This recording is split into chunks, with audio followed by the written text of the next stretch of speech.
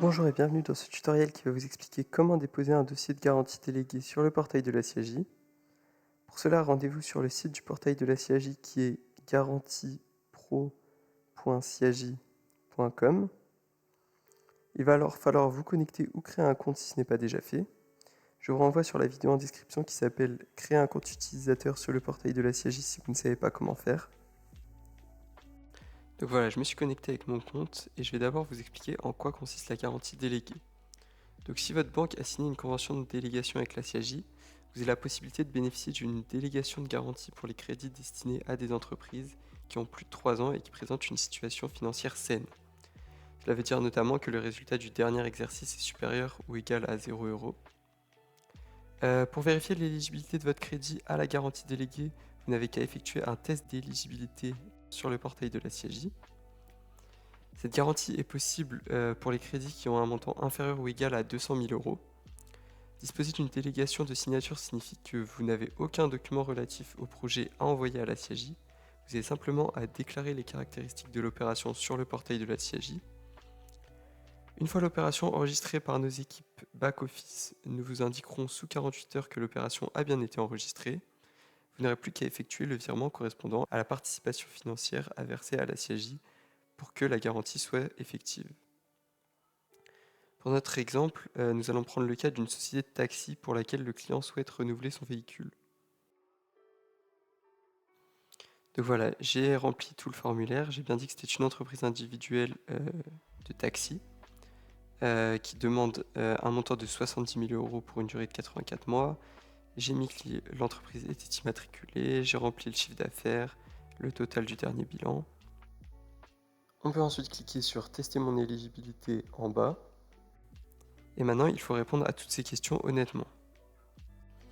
Donc voilà, j'ai répondu à toutes ces questions. Maintenant, je peux encore une fois cliquer sur Tester mon éligibilité. Et on peut voir que nous sommes éligibles à la délégation. Il faut alors cliquer sur Poursuivre ma demande.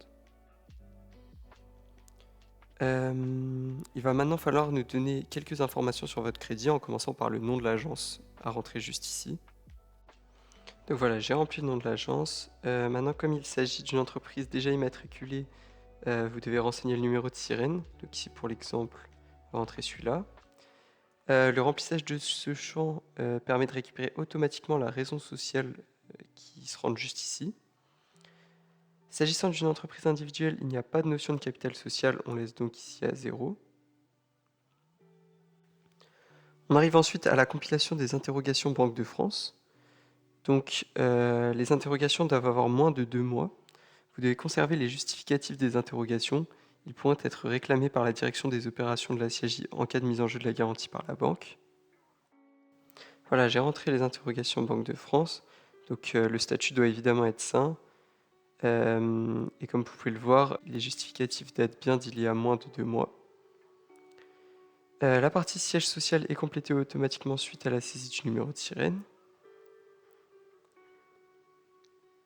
Pour les éléments sur la civilité du dirigeant, nous renseignons dans l'exemple une date de naissance factice. Ensuite, il faut renseigner l'adresse du dirigeant. Donc, on peut cliquer ici pour dire que son adresse est identique à celle du siège social et rentrer son adresse mail. Ici, on en met une fictive encore une fois. Il faut maintenant renseigner les résultats des interrogations Banque de France du dirigeant. Voilà, je viens de le faire juste ici. Nous arrivons à la dernière partie du formulaire. Il faut ici indiquer les caractéristiques du crédit qui a été accordé par la banque. Je vais faire une coupure le temps de tout remplir. J'ai donc rempli le montant, la durée du prêt, le différé d'amortissement, donc ici on dit qu'il n'y en a pas, et le fait que l'amortissement est mensuel. On peut aussi dire ici que les frais ne sont pas intégrés au crédit en cochant non.